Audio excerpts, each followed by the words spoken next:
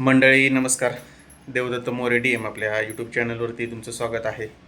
मित्रांनो, भव्य असं आज निमसोडकरांचं ओपन बैलगाडी शर्यत मैदान पार पडलं आणि या मैदानाचं लक्ष सर्वांचं लागलं होतं ते म्हणजे आज एक आगळी वेगळी गाडी आपल्याला पळताना मिळाली. म्हणजे कुठंतरी एक गोरगरीब बैलगाडी मालकाला कशा पद्धतीचा आनंद असतो हे आपण आज आपल्या आजच्या निमसोडच्या पूर्ण मैदानामध्ये मित्रांनो पाहिला असेल की ज्या पद्धतीनं मथुर आणि बबनदादा यांचा रावण ही गाडी ज्या पद्धतीने मित्रांनो पळाली, ही गाडी पळेल किंवा नाही ह्याची पण बऱ्याच जणांना शंका होती किंवा बरेच जण म्हटले की मथुर बबनदादांना मिळेल का नाही.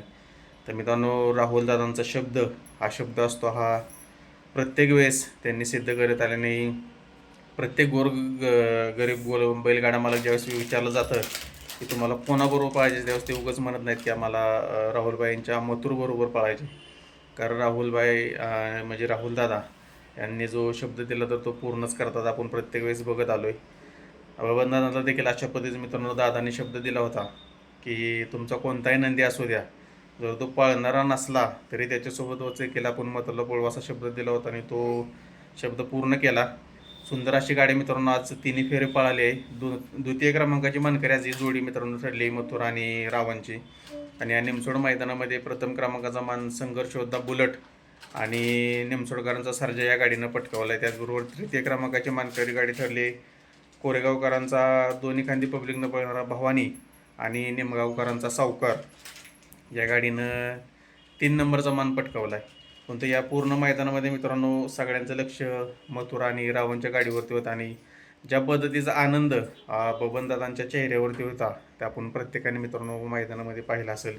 आणि त्याचं कारण एकच होतं ते म्हणजे राहुलबाई. आणि दादांच्याबद्दल बोलायला एवढं कमीच आहे मित्रांनो. प्रत्येक मैदानामध्ये किंवा प्रत्येक वेळेस आपण बघत आलो आहे आणि ऐकत आलो आहे की दादांनी जर एकदा शब्द दिला तर तो दिला, ते कधीच त्या शब्दाला माघारी फिरले नाहीत. अशा पद्धतीचा शब्द बबनदादांना दिला होता आणि तो देखील पूर्ण त्यांनी केला की एक कुठंतरी गोरगरीब बैलगाडी मालकाने राहुलदादांवरती त्यांचं असणारं प्रेम आणि दादांचं बबनदादावरती असणारं प्रेम या गोष्टी साध्य झाल्या आणि आज सगळ्यांच्याच मन जिंकलं राहुलदादांनी मित्रांनो. पुन्हा एकदा असा गाडी आज मित्रांनो आपल्याला सगळ्यांना पाहायला मिळाली मथुर आणि रावणची. ज्या ठिकाणी गाडी फक्त पळावी अशी इच्छा होती त्या ठिकाणी गाडीनं 2 नंबर केला.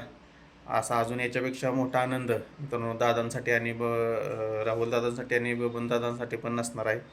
भरपूर खुश आहेत, त्यांची संपूर्ण देखील टीम खुश आहे. एवढा मोठा नंदी आज बबनदादांच्या या रावणबरोबर पळाला यातच सगळ्यांना मित्रांनो समाधान आहे. आता त्याचबरोबर मित्रांनो बरेच जण आता मला सकाळपासून कमेंट देखील करत होते की आपला सर्वांचा आवडता या बैलगाडी शर्यत क्षेत्रातील देव रुस्तम हिंदकेसरी बकासूर नक्की आता कधी पळताना दिसणार आहे. तर आपल्याला माहीत असेल बकासूर थोडासा आजारी असल्यामुळे सर्दीचा वगैरे त्याला त्रास असल्यामुळे थोडा गॅपनं त्याला पळवण्याचा निर्णय घेतलेला आहे आणि आज तो निमसोड मैदानात पळताना दिसला नाही.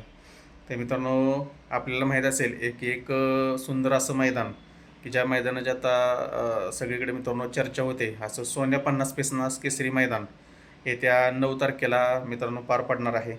आणि आपल्याला मिळालेल्या माहितीनुसार आपणा सर्वांचा आवडता रुस्तम हिंदकेसरी बकासूर आपल्याला या सोना 50 केसरी मैदान मित्रांनो पळताना दिसेल.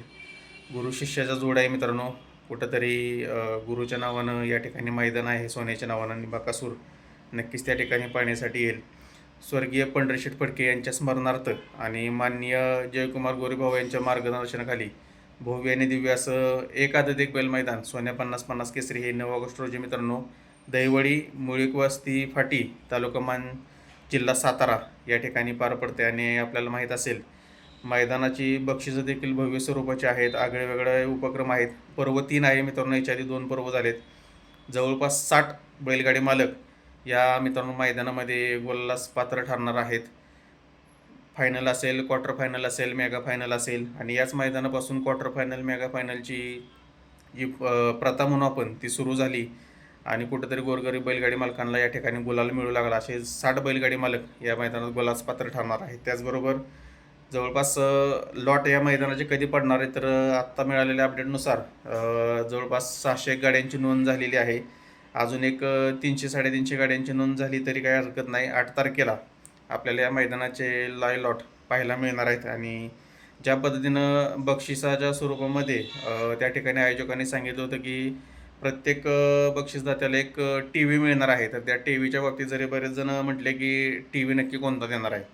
तर मित्रांनो त्याची देखील अपडेट क्लिअर केलेली आहे. एक ब्रँडेड कंपनी म्हणजे सॅमसंग कंपनीच्या टी व्ही या ठिकाणी बक्षीस स्वरूपात बैलगाडी मालकांना असतील, ड्रायव्हर असतील, त्या ठिकाणी ज्या टेव्या ठेवलेल्या आहेत त्या ठिकाणी मिळणार आहेत मित्रांनो.